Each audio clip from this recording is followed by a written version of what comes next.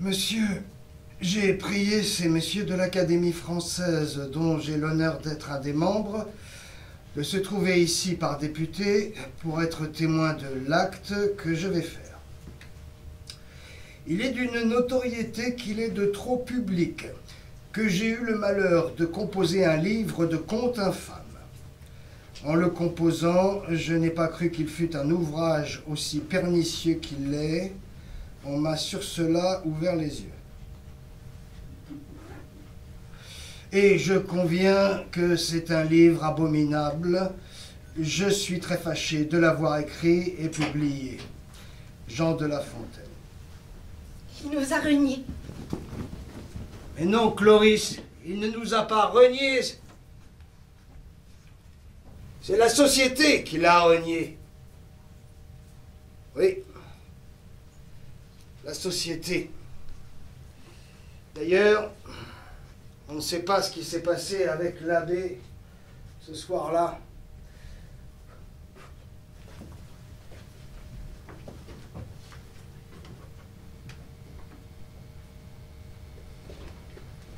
Mesdames et messieurs, toute la troupe des paladins est heureuse d'accueillir Jean de La Fontaine. Bonsoir à tous.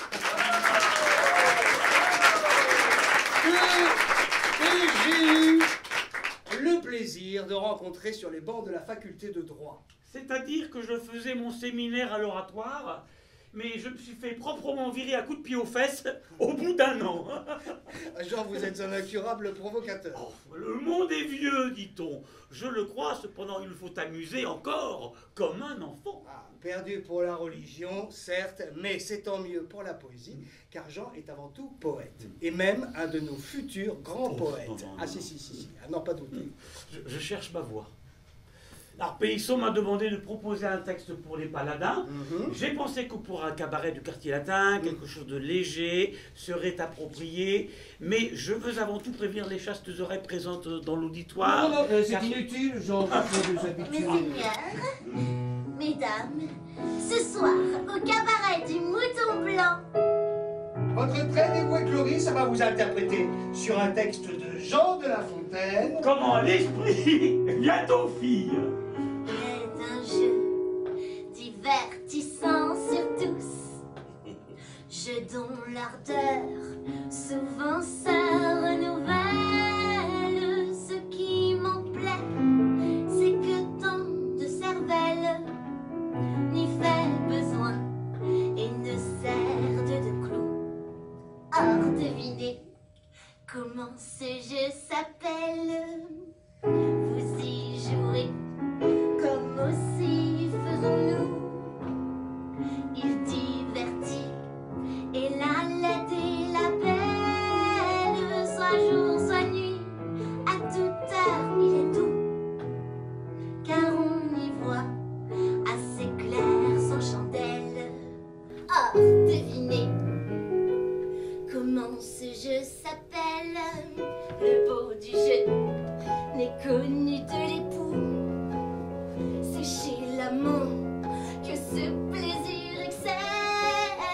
De regardant pour y juger les coups, il n'en faut point jamais on y querelle. Or, devinez comment ce jeu s'appelle. Qu'importe dire sans s'arrêter au nom, ni badiner là-dessus davantage. Je vais encore vous en dire un usage. Il fait venir l'esprit et la raison. Je vais encore vous en dire un usage. Il fait venir l'esprit et la raison. Oh, merci, merci. Bravo, Cloris, et bravo, Jean. Alors, Jean, le prochain gage était, si je ne m'abuse, une improvisation. Ah oui. Alors, si vous voulez bien, tirer un papier dans l'enveloppe que vous tend notre charmante hôtesse et nous dire ce qu'il y a écrit dessus. Ça. Alors, thème.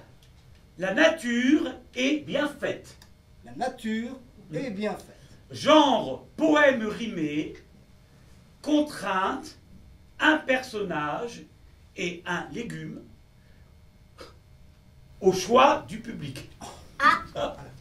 Est-ce que tu peux mettre un petit peu de lumière, s'il te plaît, pour les obliger à se sentir concernés, n'est-ce pas? Alors tout d'abord un personnage, Jean, c'est-à-dire un personnage, peu importe, c'est ce qui vous passe par la tête, n'est-ce pas? Il n'y a aucune contrainte. Non. Alors une idée dans le public, s'il vous plaît. Ah, une idée, parce que là, il faut que le... Voilà, sinon on est... Sinon le spectacle s'arrête. Tout va s'arrêter. Et on va tous boire des coups. Vous Alors, choisissez, hein. Un valet. Un valet. Un valet. Un valet. Un valet Un valet, un valet, un valet. Un valet. de pique. De trèfle. Un valet. Et un légume, messieurs, dames. Oui. Une aubergine. À 2 aubergines par an. Alors, Deux aubergines. Alors, un poème sur la nature est bien faite, avec un valet et une aubergine. Un valet, une aubergine. Je relève le défi.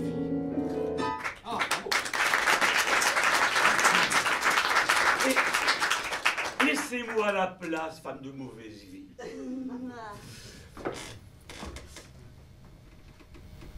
Le gland et l'aubergine. Dieu fait bien ce qu'il fait, sans en chercher la preuve. En tout cet univers et l'allée parcourant, dans l'aubergine, je la treuve. Tu vas faire le valet. Ah bah oui, mais du moment que je fais pas l'aubergine. Allez. Un valet, considérant combien ce fruit est gros et sa tige menue. Mais combien ce fruit est gros et sa tige menue! Maître! Maître, venez voir! Mais quoi? Songez, l'auteur de tout cela. Il a bien mal placé cette Aubergine. là. Ah, cette aubergine-là. Et parbleu, je l'aurais pendu à l'un des chaînes que voilà. Ouais, mais oui, bien sûr. C'était justement l'affaire. Tel fruit, tel arbre, pour bien faire. C'est dommage, valet, que tu n'aies point entré au conseil de celui que prêche ton curé. À tout en eût été mieux, car pourquoi, par exemple, le gland, qui n'est pas gros comme mon petit doigt, ne prend-il pas en cet endroit?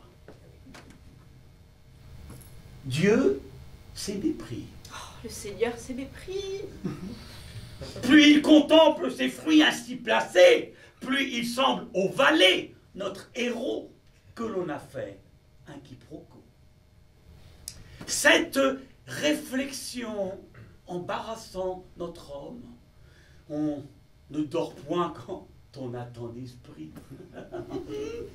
Sous le chêne, aussitôt, il va prendre son somme. Un gland tombe. Aïe, mais ça va pas, non? Ah, le nez du dormeur en pâtit, il s'éveille, puis, portant la main sur son visage, il trouve encore le gland pris au poil du menton.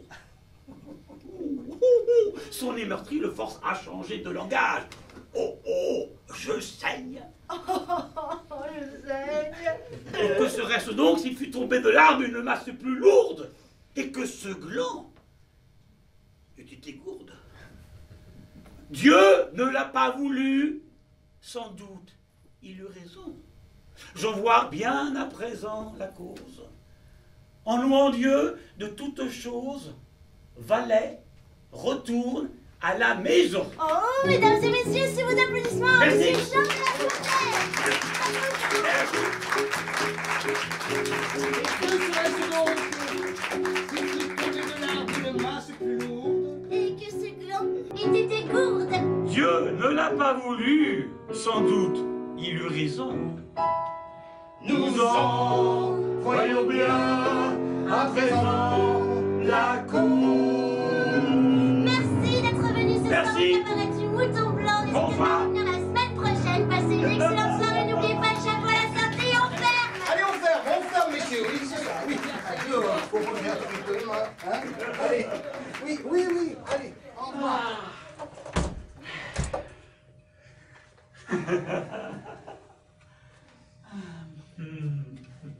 Ah, mon ami, je vais te regretter. Tu vas nous manquer aussi. Bah, et moi alors? Ah, encore plus. Je retourne en Champagne, et cette fois-ci pour de bon. Il va se marier. Bah, t'es amoureux? Je sais pas. Elle a 14 ans. Elle a un nez un peu long. C'est mon père qui a tout arrangé. J'ai dit oui. Je dois dire qu'elle est d'une compagnie très agréable. Ouais, tu reviendras nous voir? Oh oui. Et bonjour à... Marie. Marie et Ricard.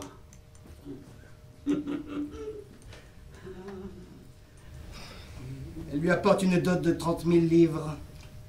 Ce qui est assez de bien pour que le ménage puisse vivre selon les penchants du jeune marié, c'est-à-dire... Sans souci d'argent, Oui. ouais. Je vous entends, je suis pas encore parti. Oh, comment tu sais ça, toi? J'ai rencontré l'oncle de cette jeune fille quand je faisais le secrétaire à Vaux-le-Vicomte. Il est substitut auprès de Nicolas Fouquet. Ah oui, c'est pas rien, ça. non. Et il a trouvé un bon parti, notre petit poète. Attention, j'éteins.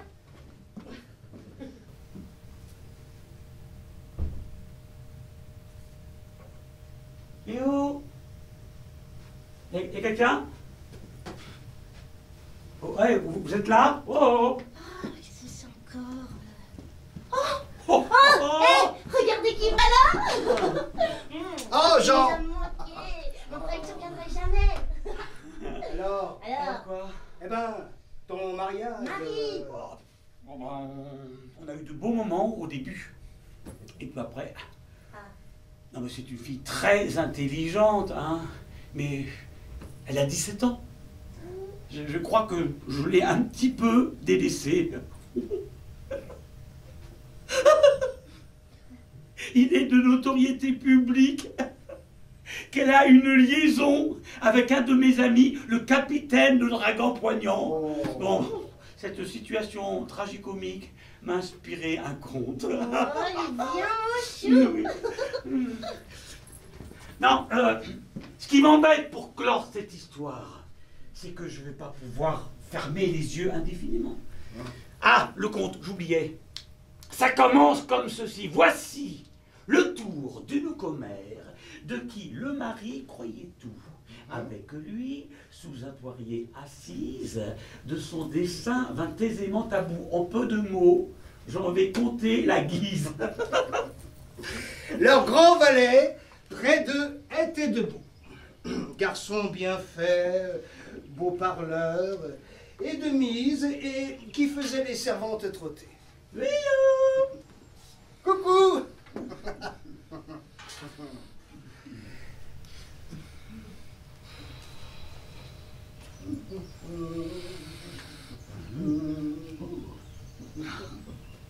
Je voudrais bien goûter de ce fruit-là. Ah.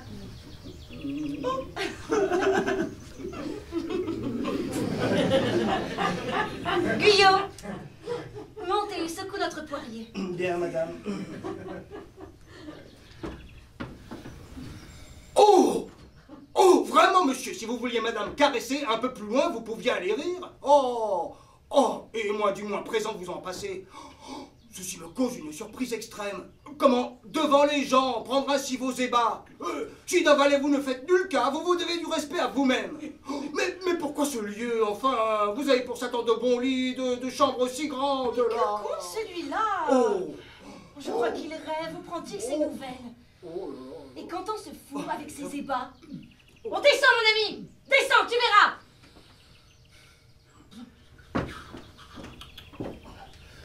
Ah bah, Eh bien, nous jouons-nous? bah, pas pour le présent. Pour le présent. Bah oui, monsieur, que je sois écorché vif, si tout un continent vous ne baisiez madame sur l'herbette. Oh, oh! Au mieux vaudrait te laisser cette sornette, je te le dis, car elle sent les coups!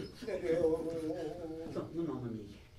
Il faut qu'avec les fous, tout ne se pas par mon ordre, on le mette. Mais est-ce être fou que de voir ce qu'on voit? Mais qu'as-tu vu? Mais j'ai vu, je le répète, vous monsieur, hein, qui dans ce même endroit, jouiez tous deux au doux jeu d'amourette. Oh! Ah, si ce poirier n'est peut-être charmé. Voir charmé. Tu nous fais un beau conte. Je le veux voir. Ah, vraiment, faut que j'y monte. Vous en saurez bientôt la vérité. Oh, madame. Oh, Guillaume.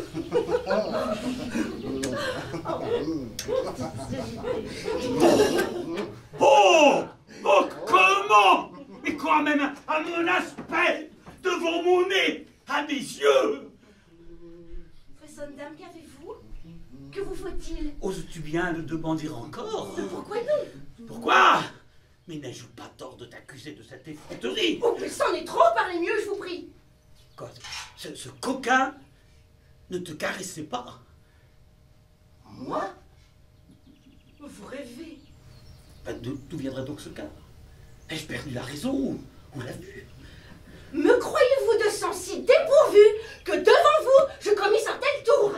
Ne trouverais-je assez d'heures au jour pour m'égayer un peu si j'en avais envie?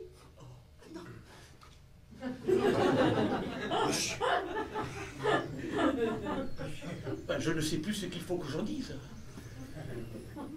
Notre poirier m'abuse, assurément. Voyons encore. Oh,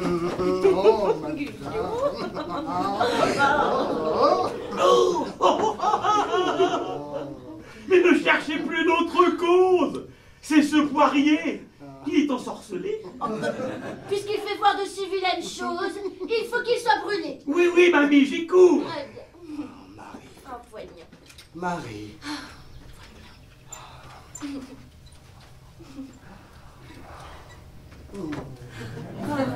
Poignant. Oh ciel, mon mari.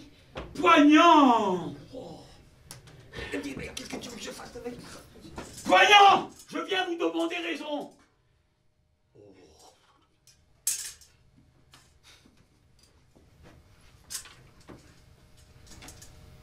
Il faut bien que je le fasse. Quoi? Les gens l'exigent. Mon pauvre ami, Vous savez, tu ne sais pas tenir une rapière. Que va-t-il se passer d'après toi? et vous savez de quoi je parle. Allez.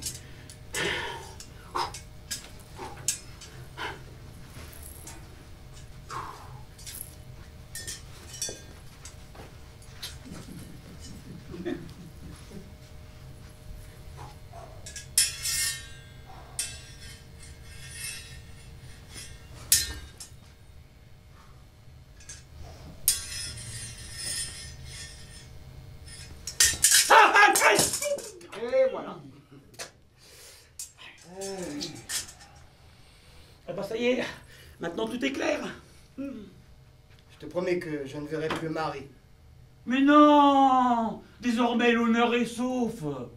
Tu peux continuer à la voir. Hein? Tiens, que dirais-tu de déjeuner maintenant que cette affaire nous semble réglée? Et nous, ma chien, que ça fait Ah mal. bah oui, mais c'est toi qui m'as demandé. Alors bon, la maison de Marie Ricard et de Jean de la Fontaine, s'il vous plaît. C'est tout au bout du chemin. Vous allez trouver vite la volée rouge. Jean! Jean! Payson! Oh merde, tiens. Tiens, regarde ce que j'ai pour toi. Lis ça. Tu peux remercier l'oncle de ta femme, il a insisté lui aussi. Tu vas rencontrer l'un des personnages les plus puissants du royaume. Il a beaucoup aimé ton long poème mythologique là. Comment s'appelle-t-il déjà? Adonis. Adonis, oui. Marie! Marie! Fouquet! Neveu à son service! Je pars à Vaux-le-Vicomte avec Pélisson. Bonjour madame. Bonjour. Nous rejoignons ton oncle Jeannard. Le monde s'ouvre enfin à moi. Mais ton fils, tu ne t'en occupais déjà pas beaucoup. Ton fils Charles! Ah, mon fils. Déconfions son éducation à mon ami Maucroix. Il fera un très bon précepteur. Ah bah oui, mon croix, c'est très bien. Marie, j'ai 35 ans. Une occasion pareille ne se représentera pas. Fouquet fait la pluie Et le beau temps, c'est un amoureux des arts. Ah oui, c'est vrai. Et même, tiens, il a accepté le terme du contrat que je lui ai proposé. Ce n'est pas Fouquet qui versera une pension à La Fontaine, mais La Fontaine qui versera une pension poétique à Fouquet. Et il m'adressera ses remerciements en argent trébuchant. Il manque pas d'humour, moi. Tout flatteur vit tout dépend de celui qui l'écoute. Maître Corbeau, sur un arbre perché, tenait en son bec un fromage. Maître Renard, par l'odeur alléchée, lui tint à peu près ce langage. Eh bonjour, monsieur du Corbeau, que vous êtes joli, que vous me semblez beau. Sans mentir, si votre ramage se rapporte à votre plumage, vous êtes le phénix des hôtes de ces bois.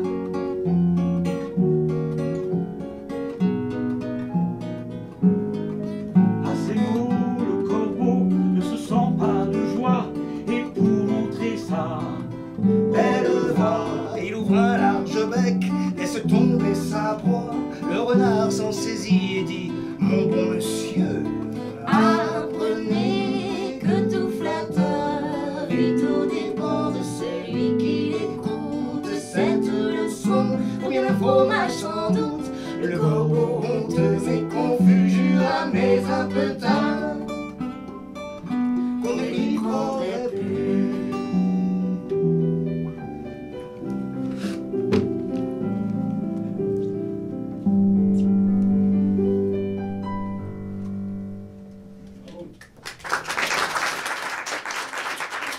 Bienvenue à Volpicomte. Et voilà, voilà mes appartements. Voilà. Avouez que vous n'avez jamais vu un château pareil. Hein? J'ai jamais vu un château du tout. Oh, joli, toi. Oh, toi. Bon, d'accord. Moi je descends, le roi va pas tarder à arriver, la fête va bientôt commencer. Ah bah je te rejoins. Non, reste-toi encore un peu. Oh, mais- Oh, t'auras bien le temps de le voir, le roi. Il reste 3 jours. Tu sais que j'ai vu plusieurs fois Richelieu, moi. C'est vrai. Quand je faisais mon séminaire à l'oratoire. Bah, t'en as des bonnes avec tes séminaires, toi. Allez, dépêche-toi. Je veux pas manquer le début des fâcheux, ça va bientôt commencer. Oh, Pélisson a pu voir les décors sur la scène qu'ils ont installée au-dessus du canal. Il a même pu assister à un petit bout de la répétition. Il dit qu'il y a un énorme coquillage qui s'ouvre et que la du parc apparaît dedans en naïade. Ah ça, moi non plus, je ne veux pas manquer la pièce de Molière.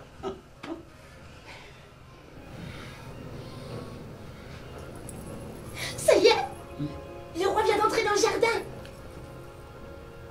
Ah, ça va changer les Tuileries. Ah, Fouquet en fait trop. Ah, tout ça pour impressionner le jeune roi et devenir Premier ministre dès que Mazarin sera mort. Toute cette débauche de richesse lui vaudra des rancœurs. Ce banquet démesuré de Vatel, toute cette magnificence. Et puis, surtout, Belle-Île, qu'avait-il besoin d'acheter cette île et de la transformer en place forte? Aucun souverain pourrait supporter ça. Je m'ennuie. Pourquoi t'es pas heureux ici? J'ai jamais été aussi heureux. Jamais Vaux ne sera plus beau qu'il ne fut dans cette soirée-là. Oh, les mousquetaires. Oh, bon, je descends, je vais profiter de la fête, moi. Allez, va, je te rejoins. Je ne veux pas qu'on arrive ensemble. Votre personne sait qui je suis. Je me ferais passer pour la baronne Trucmuche ou une cousine éloignée de Pélisson. Et puis, je sais très bien tenir un secret quand je veux. Oh, rien ne pèse tant qu'un secret. Le porter loin est difficile aux dames. Et je sais même sur ce fait bon nombre d'hommes qui sont femmes. Pour éprouver la sienne, un mari s'écria la nuit étant près d'elle. Oh, qu'est-ce que cela? Pardon, je n'en puis plus. Quoi? On me déchire. Quoi? J'accouche d'un œuf? D'un œuf. Eh ben le voilà, frais nouveau pondu. Ah, gardez bien de le dire, car on m'appellerait Poule. Enfin, n'en parlez pas, l'épouse, indiscrète et peu fine, sort du lit, quand le jour fut à peine levé, et de courir chez sa voisine. Oh, ma commère, un cas est arrivé, n'en dites rien, surtout car vous me feriez battre. Mon mari vient de pondre un œuf, gros comme 4. Au nom de Dieu, gardez-vous bien d'aller publier ce mystère. Vous moquez-vous? Ah, vous ne savez dire quel je suis. Allez, ne craignez rien. La femme du pondeur sans retourner chez elle, l'autre grille déjà de conter la nouvelle. Elle va la répondre en plus de 10 endroits. Au lieu d'un œuf, elle en dit 3. Et ce n'est pas encore tout, car une autre commère en dit 4. Et raconte à l'oreille le fait, en précaution peu nécessaire, car ce n'était plus un secret. Comme le nombre de grâces à la renommée de bouche en bouche, allait croissant. Avant la fin de la journée, il se montait à plus de 100. Bonsoir, cette fête est absolument splendide. Bonsoir, bonsoir. Vous venez de la part de qui, vous? Comment ça, pas invité? Je ne vous permets pas, je suis la petite fille du duc d'Aquitaine. La grenouille qui veut se faire aussi grosse que le bœuf. Oui, et j'ai de hautes fréquentations, moi, madame, bien sûr. Jean de La Fontaine, vous connaissez? Non, un éminent poète, pourtant, oui. Nous sommes venus avec monsieur Paul. Une grenouille vit un bœuf qui lui sembla de belle taille. Elle qui n'était pas grosse en tout comme un œuf, envieuse, s'étend et s'enfle et se travaille.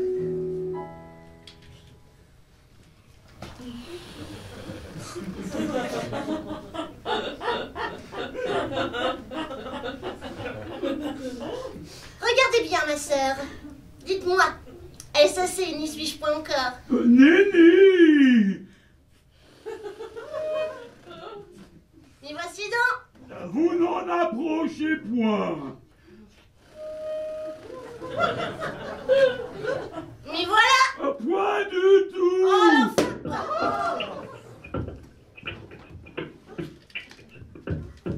Grâce au fil de mémoire, j'ai chanté des animaux, peut-être d'autres héros. M'aurait écrit moins de espoir, le loup en langue des dieux. Partochant dans mes ouvrages, les bêtes à qui me mieux. Il faut divers personnages, les uns fous, les autres sages, de telle sorte pourtant que les fous vont l'emportant. La mesure en est plus pleine. Je mets aussi sur la scène des trompeurs, des scélérats, des tyrans et des ingrats, maintes aboutantes pécores, force sot, force flatteur, force sot, force flatteur. Oh, Cloris! Oui. Vous qui vient d'être arrêté par D'Artagnan. Arrêtez. Là, à l'instant, oui. J'étais en prison. Les huissiers du roi mettent le château sous scellé. Oh non. Oh, mais j'ai pas envie de retourner à Paris, moi. Adieu, Palatin. Adieu, paysan. Qu'est-ce que tu vas faire? Tu rentreras à Château de Syrie? Non, je pense que je vais partir dans le Limousin. Hein? Ben, Jeannard va être limogé, c'est certain. Je vais l'accompagner, puis de là-bas, je préparerai la défense de Nicolas. Cause perdue, tu n'en retireras que des ennuis. Fouquet n'aura pas le droit à un procès équitable. Tu viens, Cloris? Tu devrais plutôt nous écrire quelques contes coquins. Elle a raison. La marquise de Sévigné en a fait lire quelques-uns l'autre jour dans son salon, mon vieux. Quel succès. Le public en raffole. Tu pourrais devenir le chouchou des salons parisiens. Et pourquoi pas? Et puis nous devons trouver un autre protecteur. J'y songe. Et toi, que vas-tu faire? La seule chose intelligente, chanter les louanges du roi. Bonjour à Limoges!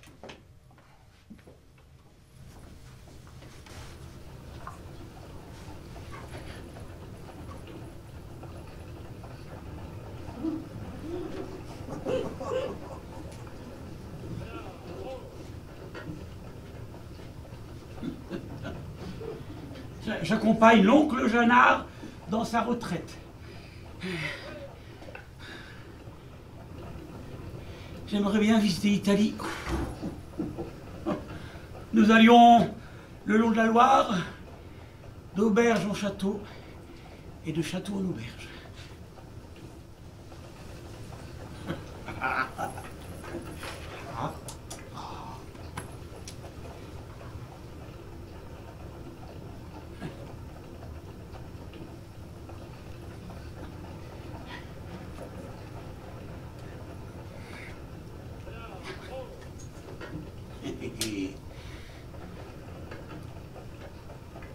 Non loin de Rome, un hôtelier était sur le chemin qui mène à Florence avec sa femme. Dans le logis, je ne sais quoi tomba, le bruit fut grand. L'hôtesse s'éveilla, puis alla voir ce que ce pouvait être. Au retour, le berceau la trompa, ne le trouvant joignant le lit du maître. L'hôtesse, oh Saint-Jean, par Saint-Jean, j'y pensais faire une étrange bévue.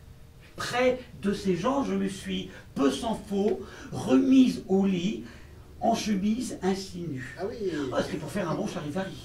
Heureusement que ce berceau me montre que c'est ici qu'est couché mon mari. Et là, elle se trompe de lit. Ah oui, à cause du berceau.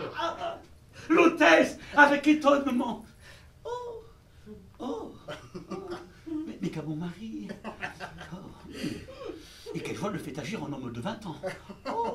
En prenons ceci, puisque Dieu nous l'envoie. Nous n'aurons pas toujours tel passe-temps. Tu fais lire ces contes à ta femme. Oui, je lui fais lire aussi mes fables. Je lui donne des nouvelles de son oncle. Je lui raconte les châteaux que nous visitons. À propos, la requête de Jeannard n'a pas été reçue par le roi. Ah bon? On dirait bien que mes efforts ont été vains. La raison du plus fort est toujours la meilleure. Hein? C'est parce qu'il ne t'est plus possible de parler en ton nom que tu donnes la parole aux animaux? Oui. Enfin, non. Je vais te montrer. C'est cette tapisserie dans la salle à manger mes parents. Elle représente une fable d'Ésope. J'avais lu ces fables au collège de Reims en cours de latin.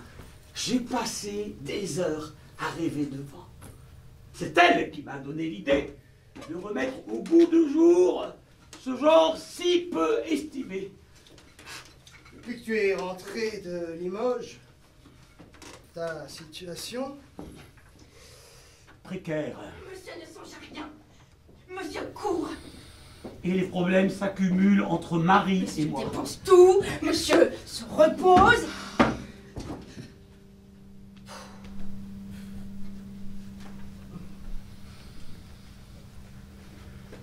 Depuis que ton père est mort, tu as perdu sa charge. Par négligence, elle t'assurait pourtant un revenu.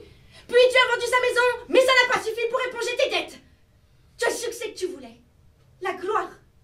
Mais pas la richesse. Où passe l'argent? Il file entre mes doigts. Le jour où le roi t'a donné une bourse de 100 pistoles pour tes premières femmes dédiées au dauphin, tu les as oubliées dans un Oui, fiacre. mais je l'ai retrouvé, Marie.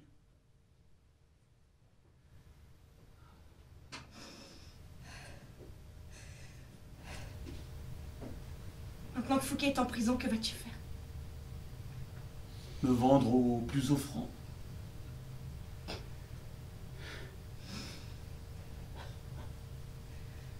Je ne veux pas que mon patrimoine soit dilapidé. J'exige une séparation de biens.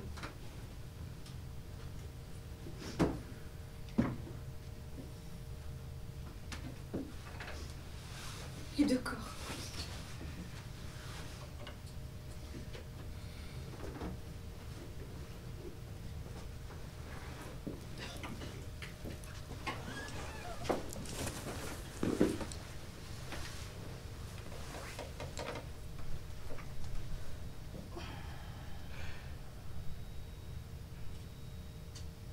C'est vrai.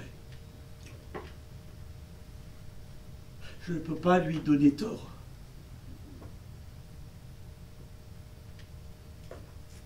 Je n'ai jamais su m'enrichir. Intéressant. Vous pouvez creuser un petit peu sur ce thème. Je me souciais assez peu de mes finances.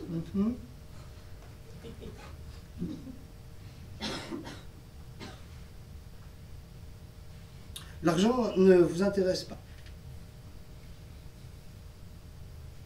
Je crois que j'ai peur de la pauvreté, mais je ne peux me résoudre à compter mon argent. Tu vois? Je vis dans l'opulence. Et pourtant, L'avarice perd tout en voulant tout gagner. Je le veux pour le témoigner. Que celui dont la poule a ce que dit la fable pondait tous les jours un œuf d'or. Il crut que dans son corps elle avait un trésor. Il la tue à l'ouvrir et la trouva semblable à celle dont les œufs ne lui rapportaient rien.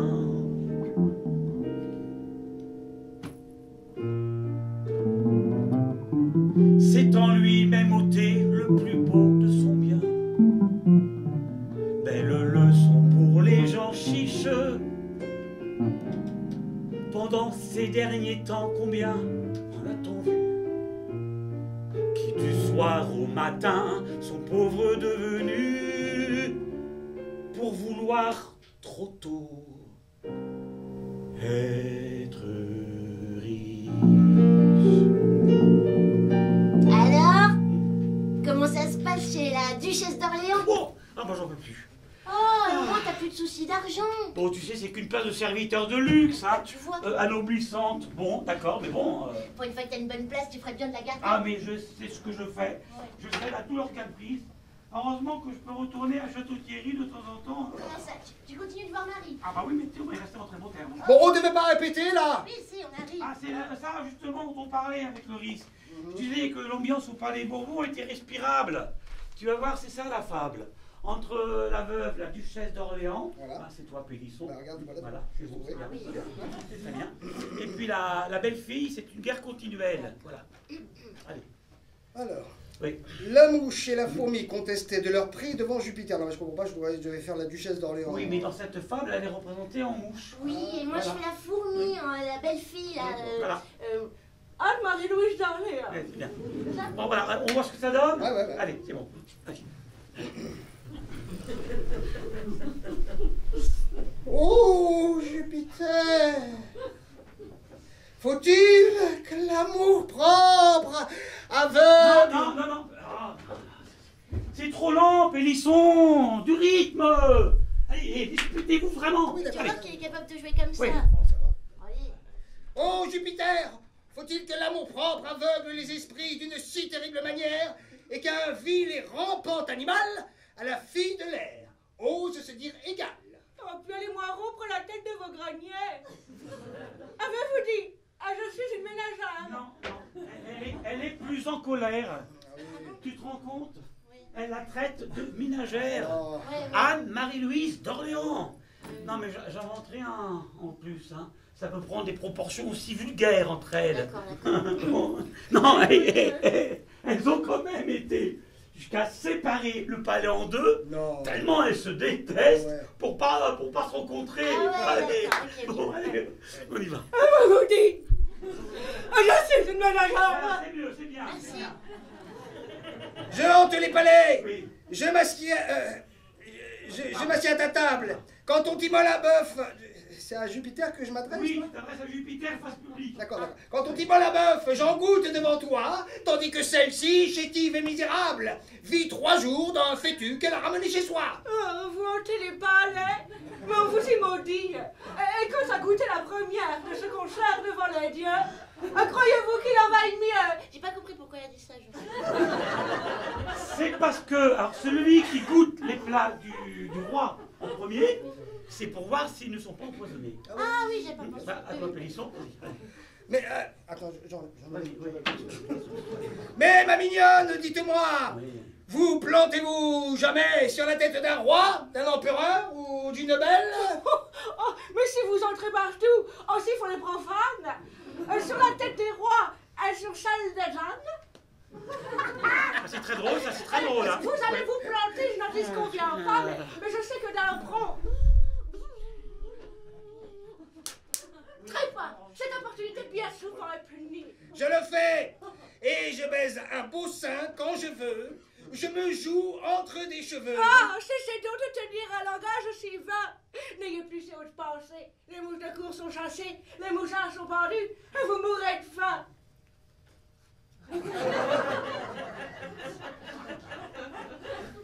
C'est bien. Non, non, c'est très bien. Non, c'est pas mal du tout. Hein. C'est pas mal. Non, non, c'est très très bien. Vraiment, c'est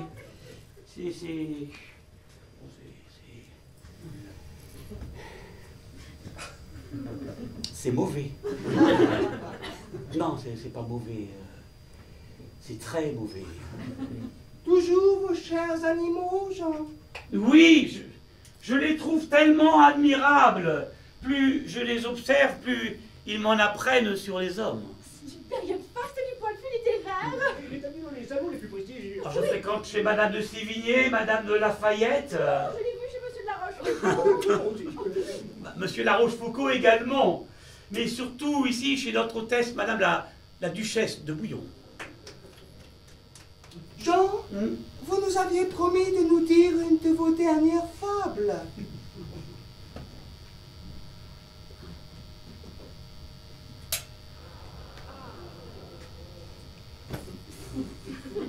Ne trouvez-vous pas mauvais quand ces fables aussi j'entremêlent des traits d'une certaine philosophie subtile, engageante et hardie? On l'appelle nouvelle. En avez-vous entendu parler? Ils disent donc que la bête est une machine. Qu'en elle, tout se fait sans choix et par ressort. Nul sentiment, point d'âme. En elle, tout est corps. Telle est la montre qui chemine. Quand la bête penserait, la bête ne réfléchirait sur l'objet ni sur sa pensée. Descartes va plus loin et soutient nettement qu'elle le pense nullement. Vous n'êtes point embarrassé de le croire, ni moi. Cependant, deux rats cherchaient leur vie. Ils trouvèrent un œuf. Le dîner suffisait à gente cette espèce. Il n'était pas besoin qu'ils trouvassent un bœuf. Plein d'appétit et d'allégresse, ils allaient de leur œuf manger chacun sa part. Quand un quidam parut, c'était Maître Renard. Rencontre incommode et fâcheuse, car comment sauver l'œuf? Le bien l'empaqueter, puis des pieds de devant ensemble le porter, ou le rouler, ou le traîner. Des choses impossibles autant que hasardeuses. Nécessité, l'ingénieuse leur fournit une invention. L'un se mit sur le dos, prit l'œuf entre ses bras, puis, malgré quelques heures et quelques mauvais pas, l'autre le traîna par la queue.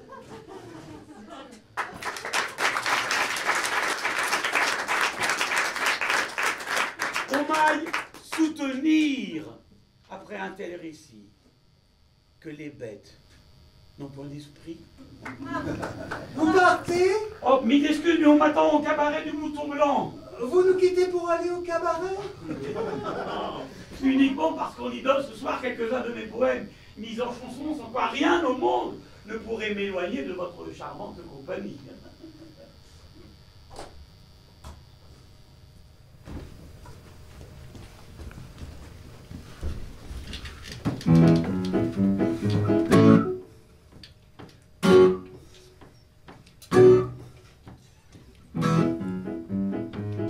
Pardon, je suis en retard? Oui, t'es en retard.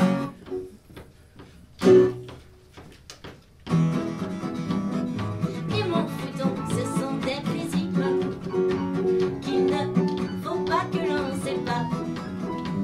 La jouissance et les désirs sont ceux que l'âme a de plus rare. D'un vie, d'un con et de deux cœurs n'est un accord plein de douceur que les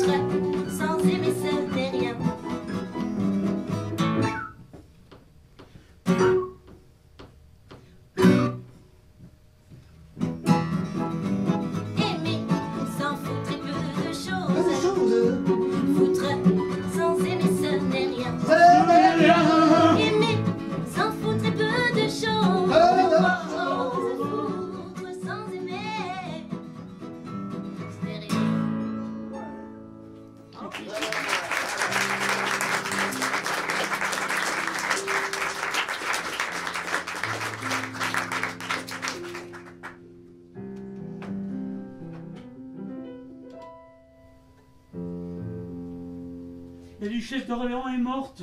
Ah bon? Oui. Ah bah oui. Te voilà sans emploi maintenant. Ni revenu? Cette fois-ci, je frôle l'indigence. Qu'est-ce que tu vas faire? Je ne sais pas. Je sais pas. Moi qui ne suis novice au métier d'assiégeant, je vais avoir recours à mon sac de ruse scélérate. Ah oui, c'est de moi aussi, ça. Et pourquoi? T'as une idée? Je vais te présenter à la belle, jeune et brillante marquise de la Sablière. Mais il faudra te surpasser, elle est très exigeante. Hein? Tâche de nous pondre quelque chose qui marche. Hein? D'ailleurs, je t'en prie, prête-moi quelques grains pour subsister jusqu'à la saison nouvelle. Oh, non. Je te paierai avant la haute, foi d'animal, intérêt principal. Que faisais-tu au temps chaud? La nuit des jours, à tout venant, je chantais, ne t'en déplaise. Ah, tu chantais! Ben, j'en suis fort aise. Eh bien, danse maintenant. Marquise, je tiens absolument à vous présenter à Monsieur Jean de La Fontaine. Ô vous, Iris, qui savez tout charmer, qui savez plaire en un degré suprême. Vous, que l'on aime à l'égal de soi-même, ceci soit dit sans nul soupçon d'amour, car c'est un mot banni de votre cour. Oh, quel joli compliment! Mais quel incorrigible charmeur vous êtes, Jean. Vos talents doivent ouvrir bien des cœurs. Non. Oh, vous pouvez lire mes contes en sûreté. Mais je le fais déjà, Jean. C'est vrai. Oui, j'ai tout lu. Et même le moins recommandable. Et vous m'avez beaucoup amusé. Un peu outré aussi parfois, je l'admets.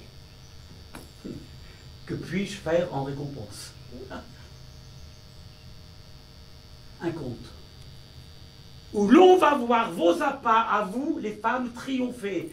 Vous auriez surpassé le printemps et l'aurore dans l'esprit d'un garçon. Mais ils sont... Arrivé ces jeunes ans, il eût vu les vôtres encore. On l'avait, dès l'enfance, élevé dans un bois. Oh. Il venait de perdre sa mère. Et le pauvre garçon ne connut la lumière qu'afin qu'il ignora les gens. Il ne s'en figura pendant un fort longtemps, point d'autre que les habitants de cette forêt. C'est-à-dire que des... Loup! Oui. Des... Oiseau! Enfin, ceux qui respirent pour respirer sans plus et ne songer à rien. Ce qui porta son père à fuir tout entretien, ce furent de raisons, ou mauvaises ou bonnes. La première, la haine des personnes. Et l'autre, la crainte. Et, depuis qu'à ses yeux, sa femme disparut dans les cieux, le monde lui fut odieux. Là, notre ermite nouveau cache avec très grand soin 100 choses à l'enfant.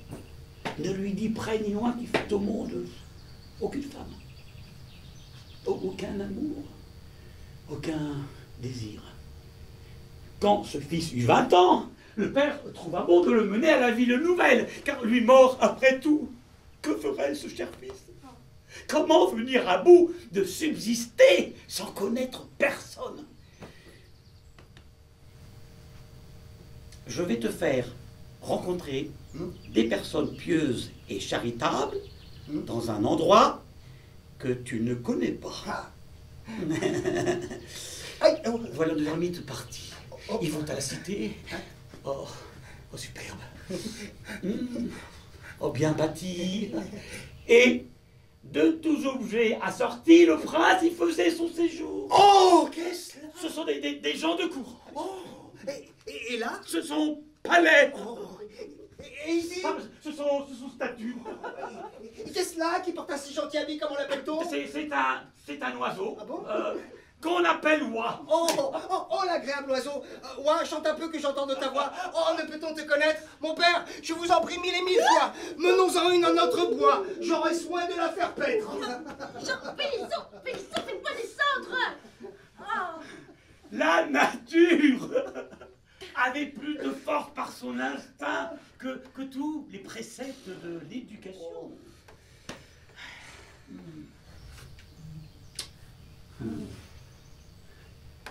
Je dois trop au beau sexe. Il me fait trop d'honneur. Irait-il, après tout, s'alarmer sans raison pour un peu de plaisanterie?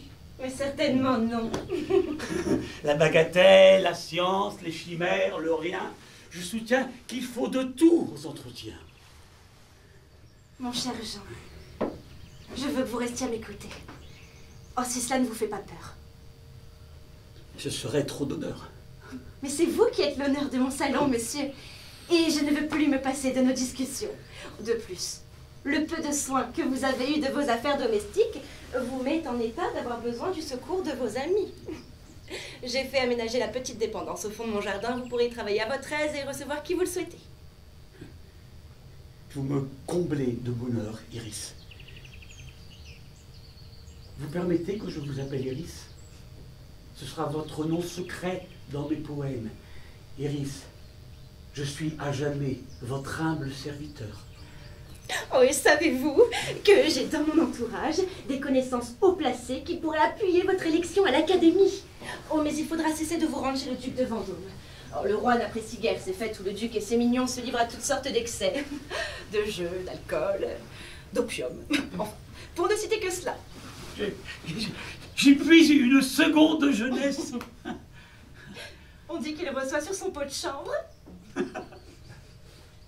Ce sont des manières qu'il a rapportées de ses campagnes victorieuses en Espagne. Et puisque nous voici tombés sur ce sujet, on avait mis des gens au guet, qui, voyant sur les eaux de loin certains objets, ne purent s'empêcher de dire que c'était un puissant navire. Quelques moments après, l'objet devint brûlot. Et puis nacelle. Et puis ballot. Enfin, bâton flottant sur l'onde. J'en sais beaucoup de par le monde à qui ceci conviendrait bien. De loin, c'est quelque chose. Et de près, ce n'est rien. Oh, mon cher Jean, maintenant que vous êtes chez moi, vous n'aurez plus besoin de mettre vos talents au service de gens indignes de vous.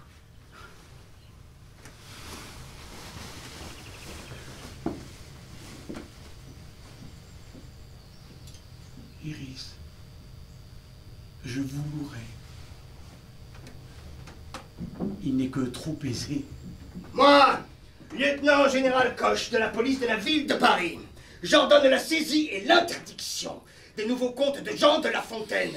Livre rempli de termes indiscrets et malhonnêtes, et dont la lecture ne peut avoir d'autre effet que de corrompre les bonnes mœurs et d'inspirer au libertinage. Censurez tant qu'il vous plaira. Je t'ai dans le nez, mon petit père, depuis que pour défendre Fouquet, tu t'opposes à Colbert. À vous aussi, vous faites des vers. Lieutenant Coche. Lieutenant, l'amant, il se trompe de lit. Il va dans celui du mari, le coup. La mouche. Jetez-moi ces insanités. Au bûcher. Comptons. Mais comptons bien. C'est le point principal, c'est tout. À cela près, censeur, je vous conseille de dormir comme moi sur l'une et l'autre oreille. Mais censurez tant qu'il vous plaira méchants vers et phrases méchantes. Mais pour bon tour, laissez-les là.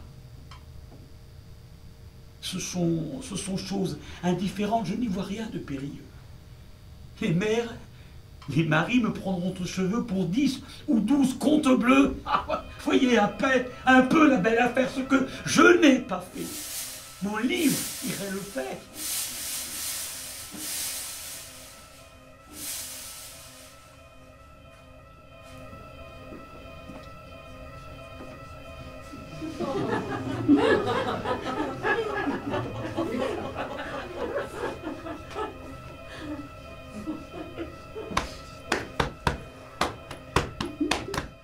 Une chèvre, un mouton, avec un cochon gras, montés sur même char, s'en allaient à la fois. Leur divertissement, ne les y portez pas, on s'en allait les vendre à ce que dit l'histoire. Qu'as-tu donc à te plaindre, tu nous étourdis tous, que ne te tiens-tu quoi? Nous deux ici présents, plus honnêtes que toi, devrions t'apprendre à vivre, ou du moins à te taire. Regarde ce mouton, a-t-il dit un seul mot? Il est sage. Il est sot. S'il savait son affaire, il crierait comme moi, du haut de son gosier. Vous pensez seulement qu'on vous veut décharger la chèvre de son lait, le mouton de sa laine. Et quant à moi, qui ne suis bon qu'à manger, ma mort est certaine.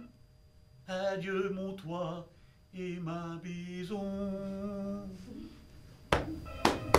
Don Ponceau raisonnait en subtil personnage, mais que lui servait-il quand le mal est certain? La plainte ni la peur ne changent le destin, et le moins prévoyant est toujours le plus sage.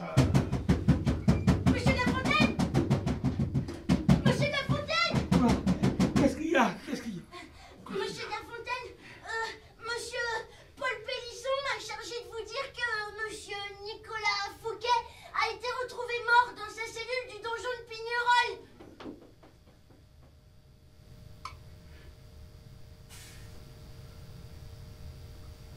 Le doux charme de mensonge, par leur bel art inventé, tous les habits du mensonge nous offrent la vérité.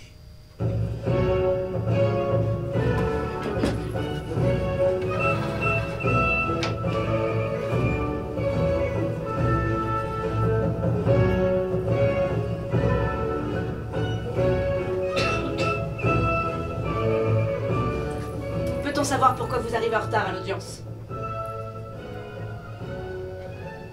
J'espère que votre majesté me comprendra. J'assistais à l'enterrement d'une fourmi. Monsieur de la Fontaine, j'ai décidé cette fois de valider votre élection à l'Académie. Je rends grâce à votre majesté souveraine des lettres, des âmes et des cœurs. Votre plume, naguère hasardeuse dans ses propos, nous a souvent irrités. Mais je reconnais son talent. Elle s'appliquera désormais en toute loyauté à défendre la religion, la France et votre suzerain. En premier lieu, vous aurez la charge de faire l'éloge de Monsieur de Colbert, dont vous héritez du siège. Feu mon ministre regretté qui m'a, par le passé, ouvert les yeux sur les agissements malhonnêtes de mon surintendant. C'est mon souhait le plus cher et je m'y consacre.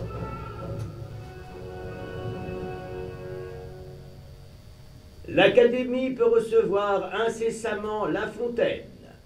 Il a promis d'être sage.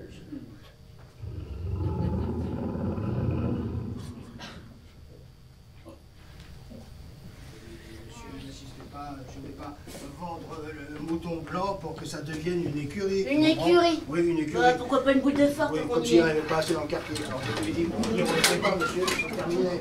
Oui, alors je crois qu'il a compris. Oh, regardez-moi ça. Mes félicitations, monsieur. L'académicien. Oh, ça te va bien, mon chou. Alors, qu'est-ce que ça veut dire? Tu nous quittes pour de bon maintenant? Mais non, pas du tout. Allez, et au travail. Je viens de terminer la rédaction d'un nouveau livre de contes. Jean, ta situation ne t'y autorise plus. Le monde est vieux, dit-on. Je le crois. Cependant, il me faut amuser encore comme un enfant. Un mari fort amoureux de sa femme. Bien qu'il fût jouissant, se croyait malheureux. Jamais œillade de la dame. Propos flatteurs et gracieux, mots d'amitié, ni doux sourire, défiant le pauvre sire.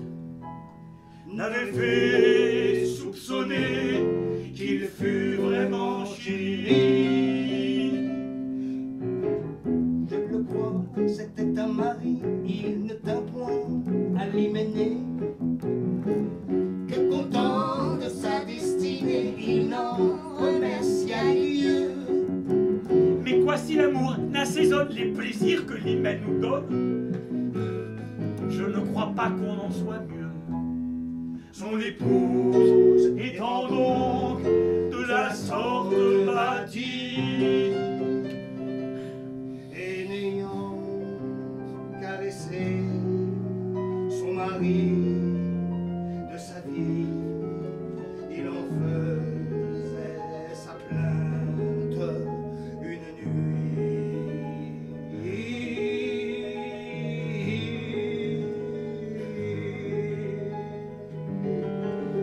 Un voleur interrompit la doléance. 3, 4. La pauvre femme eut si grand peur qu'elle en chercha quelque assurance entre les bras de son époux. Ami voleur, sans toi ce bien si doux me serait inconnu.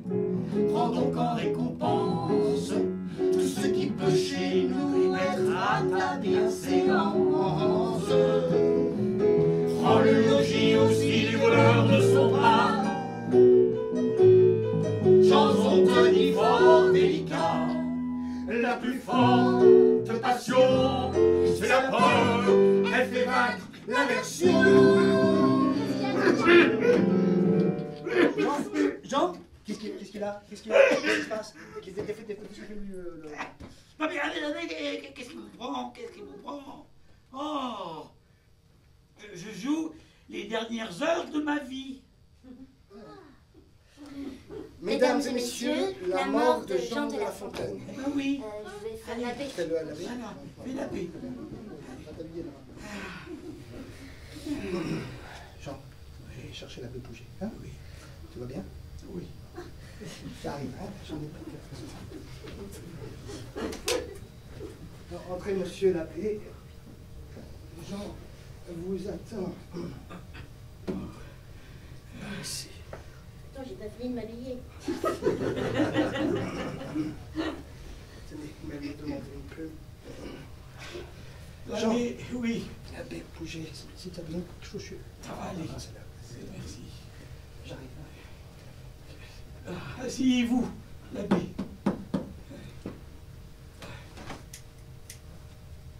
Je vous félicite pour votre doctorat en théologie. Je vous remercie. Vos confrères et moi attendons un repentir sincère et par écrit. Faites amende honorable et demandez à Dieu pardon pour vos péchés. Ayez foi en sa grande miséricorde. C'est vrai. Il est grand temps que je tienne la promesse que je leur ai faite et que je me tourne vers Dieu. Oui, c'est plus que nécessaire pour accomplir votre conversion. L'abbé, j'étais un mauvais mari et un mauvais père. Si je croisais mon fils aujourd'hui, je ne crois pas que je le reconnaîtrais. J'étais un rêveur, un papillon. À la cour de Vaux, j'ai connu des hommes et des femmes exceptionnels. Ce fut l'âge d'or. Ils sont partis et j'ai peu d'espérance de les revoir. Pour un long temps, selon toute apparence, Thérence et Plaute et Molière sont morts.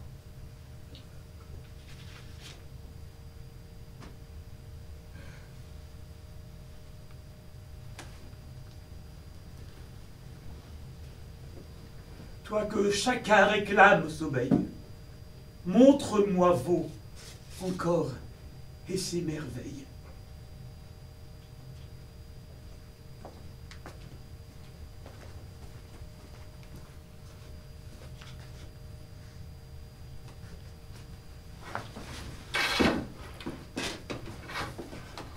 Mais non, il ne nous a pas reniés, Cloris.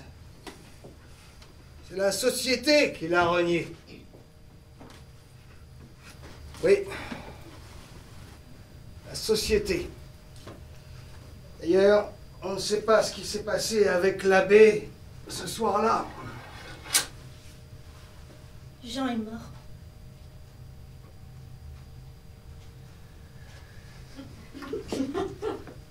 Jean s'en alla comme il était venu, mangea le fond avec le revenu, tint les trésors, chose peu nécessaire, quant à son temps, bien le sut dispenser. 2 parts en fit dont il saoulait passer, l'une à dormir et l'autre à ne rien faire.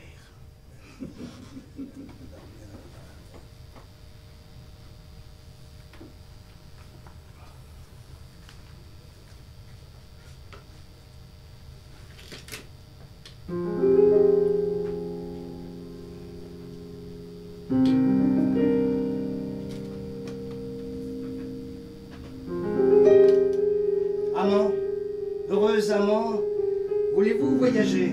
Amant, heureux amant, Que ce soit aux rives prochaines. voyager.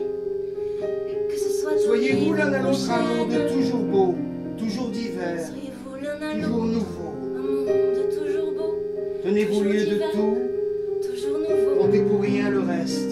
Tenez-vous lieu de tout, comptez pour rien le reste. J'ai quelquefois aimé, J'ai je n'aurais pas alors quelquefois contre le aimé, Louvre et ses je trésors, n'aurais pas alors contre le firmament et sa Et ses voûte trésors, céleste, contre le changer firmament les bois, et sa voûte céleste. changer les lieux, Changer les bois, changer honoré les par lieux. les pas, éclairé par les yeux, Honoré par les pas, éclairé par les yeux. de l'aimable et jeune bergère pour qui, L'aimable et sous jeune le fils de bergère, Cythère, je servis, sous le engagé fils de Cythère, par mes premiers serments. je servis, engagé par mes premiers serments. Hélas, quand reviendront de semblables moments, Hélas, faut-il que tant quand d'objets reviendront si de doux semblables et si moments, charmants me laissent faut-il que vivre tant au d'objets gré si de mon doux et âme si charmants inquiète? me laisse vivre au gré de mon âme inquiète. Ah, si mon cœur osait se renflammer, Ah, si mon cœur osait se renflammer, ne sentirais-je point de charme qui m'arrête? ne sentirais-je point de charme qui m'arrête? Ai-je passé le temps d'aimer